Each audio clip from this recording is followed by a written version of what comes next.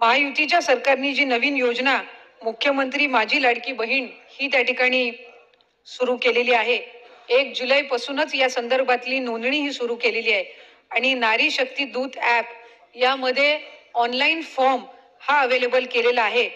यामध्ये GR पहिला issue केल्यानंतर शासन निर्णय निर्गमित केल्यानंतर काही सुधारणा त्यामध्ये करण्यात आलेली आहे आणि ज्या सुधारणा करून तिथं आम्ही ते ॲप अजून अपडेट करत आहोत.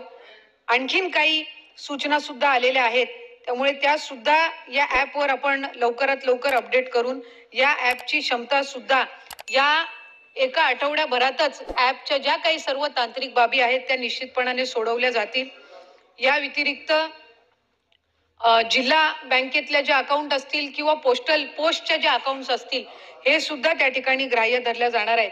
त्यामुळे त्या संदर्भामध्ये सुद्धा मी अध्यक्ष महोदय आपल्या अनुमतीने या ठिकाणी सभागृहातील सदस्यांना माहिती देऊ इच्छिते. सन्माननीय सुनील प्रभू साहेबांनी लाडली बहीण योजनेअंतर्गत काही त्रुटी आहेत त्या दूर केल्या जातील का, ॲपच्या संदर्भातलाच त्यांनी विषय या ठिकाणी नमूद केला. त्याच्यामुळे मी आत्ताच आपल्या उत्तरामध्ये सांगत असताना ज्या ज्या काही ॲप मधल्या सुधारणा आहेत, आम्ही पोर्टल सुद्धा त्याचं डेव्हलप करत आहोत. त्याच्यामुळे पुढच्या एका आठवड्याच्या कालावधीमध्येच पोर्टल सुद्धा हे निश्चितपणाने उपलब्ध असणार आहे.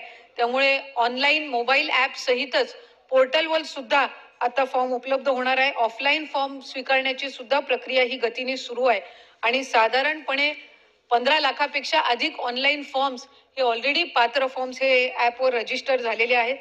या व्यतिरिक्त यामिनीताईंनी या ठिकाणी भिक्षेकरी गृहामध्ये जी काही कमतरता आहे, चेंबूर येथील भिक्षेकरी गृह असेल यामध्ये असणाऱ्या ज्या काही त्रुटी आहेत किंवा तिथं ज्या काही समस्या आहेत या आपण सोडवणार का, या संदर्भामध्ये या ठिकाणी मुद्दा उपस्थित केला.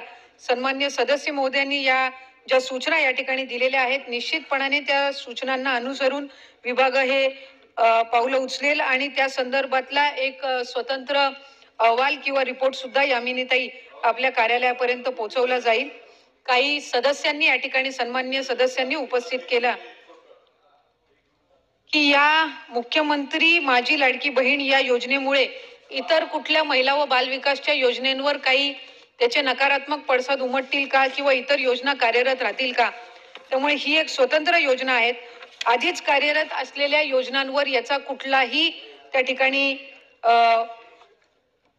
कुठलेही नकारात्मक पडसाद उमटणार नाहीत. त्या योजना आहेत त्याच पद्धतीने त्या ठिकाणी कार्यरत राहतील असं मी आपल्या माध्यमातून अध्यक्ष महोदय या ठिकाणी नमूद करते.